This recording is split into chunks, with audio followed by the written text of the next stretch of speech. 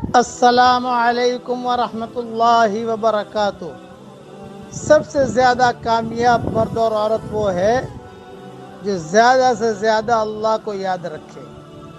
ایک نصیحت یاد رکھیے گا، گناہ یہ ایک قسم کے جراثیم ہیں اور نیکیاں یہ اینٹی بائیوٹک ہے۔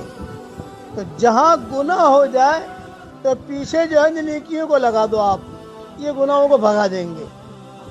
یہ اینٹی بائیوٹک ہے، یہ جو میں ذکر کرواتا ہوں آپ کو، یہ اینٹی بائیوٹک ہے۔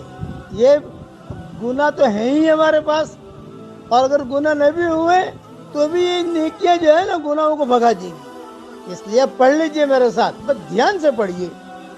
سبحان الملک القدوس،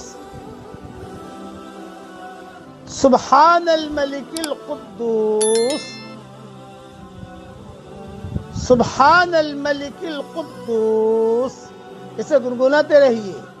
یہ زبردست جملہ ہے جو اللہ کو بہت پسند ہے، اور حضرت محمد صلی اللہ علیہ وسلم کی زبان سے روزانہ نکلتا تھا یہ جملہ وتر کی نماز کے بعد۔ اس لیے اسے گنگناتے رہیے۔